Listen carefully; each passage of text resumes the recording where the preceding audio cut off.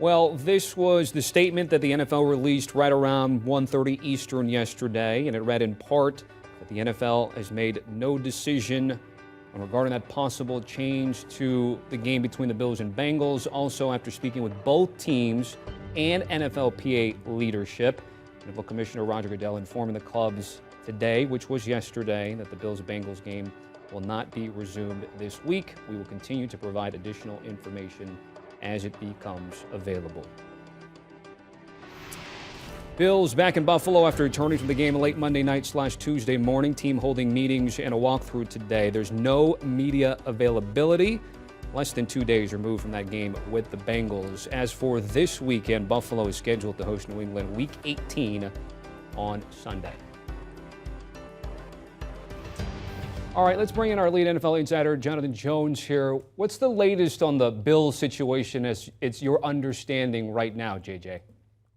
Yeah, Tommy, the Bills are preparing for their game on Sunday against the New England Patriots. That's where their football minds are focused, if they can be focused right now. I've checked in with a number of folks in Buffalo with the Bills team, not in a journalism capacity, not in a reporting capacity, but just as a human in that sort of capacity. And everyone is still dealing with it, still struggling with it, still trying to compartmentalize if they can right now. And I think the move that the Bills made this week or today to make this a walkthrough practice, to not have media availability, was absolutely the right one. I speak as a media member here, where as much as I want to hear the thoughts of the players and get quotes and everything like that, we're still humans first and foremost, and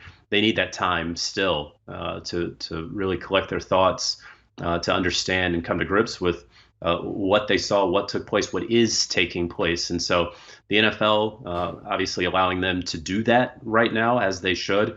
And so the Bills can't be focused on the Cincinnati Bengals and whatever that game may be right now, indefinitely postponed. But there's very little question that as it stands right now, the Bills will be playing the New England Patriots on Sunday in Week 18. Such a unique situation. And again, there's no roadmap, there's no playbook here. So everything we're learning is so interesting here. JJ, what about the Players Association? Sources telling you holding a call with player reps from across the league last night, giving an update surrounding Damar Hamlin. Who was on that call and what were the details of that conversation? Yeah, so NFL Players Association, obviously they've been very involved in this process from the very beginning, even dating back to Monday night in the aftermath of what we saw out there on the field. Remember, it was the referee Sean Smith. It was Donna Ponte, the chief administrative officer in football operations for the NFL. They were on the phone with Roger Goodell and Troy Vincent, EVP of football operations. But they also had on the phone Damar Smith, the executive director of the NFLPA. And so the PA has been extremely involved in this. And that's what unions do. That's part of their purpose. And so on Tuesday night, each team has one or two player reps. They all got on a call with the NFLPA, with Damar Smith, as well as the two top doctors with the NFLPA, to get updates on Damar Hamlin and his situation. And I'm told that the players wanted to know if that he was getting the best care possible. They also wanted to know that the emergency medical plan that the league has had in place for years, that they rehearse each year at the start of every season, that went and worked as well as it was supposed to, that the plan worked as they all rehearse. And I'm told right now via sources that for all intents and purposes, it did. And of course, we can always review and adjust if necessary. But everything that I've heard from the NFL and the PA side is that they are pleased with how things were handled as soon as that unfortunate circumstance and that cardiac arrest took place. And so that's where the players' focus was really at, was making sure that their brother, Damar Hamlin, was getting the best care possible, that the plan that they all rehearsed, that they all, collectively bargained, that involves 30 plus medical personnel at the game, that involves an ambulance, two dedicated medic staffs a level 1 trauma center that's attached to all 30 stadiums across 32 teams. All of those things, an air pathway management physician, that it all went according to plan. And so far, according to everything that I've heard, it did. JJ, lastly, before we let you go, again, we will have Week 18 games take place. There are still a lot at stake in terms of playoff seedings and the like.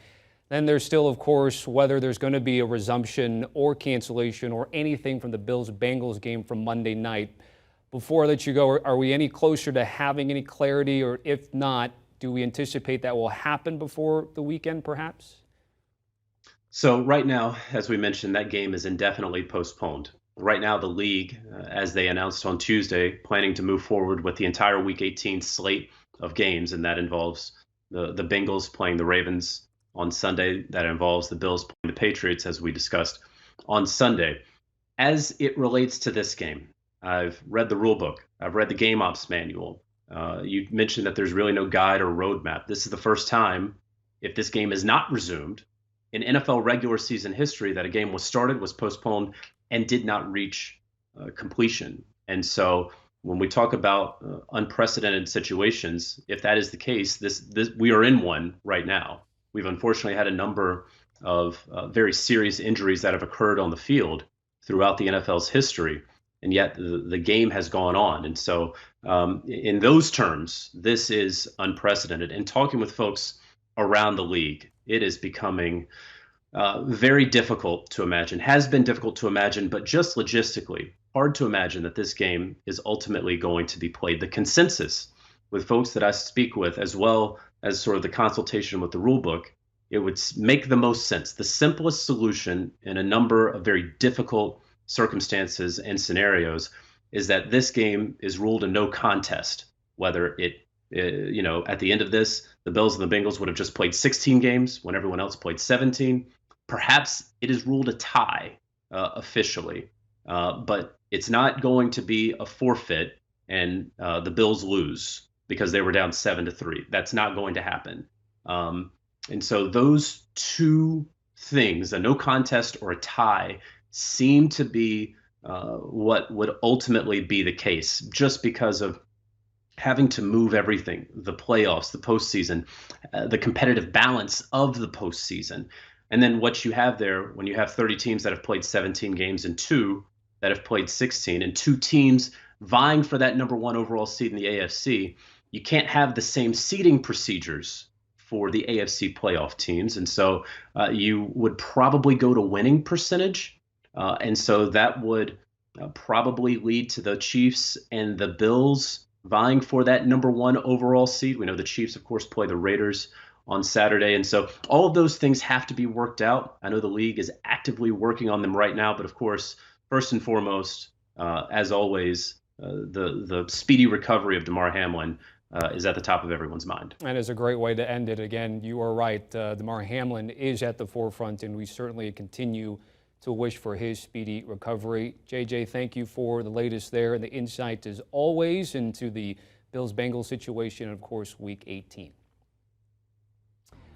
Pick Six Podcast, latest pod with Ryan Wilson, Will Brinson, and Brady Quinn, talking more about Damar Hamlin and everything taking place after Monday Night Football. Make sure to check them out if you haven't already and scan that QR code.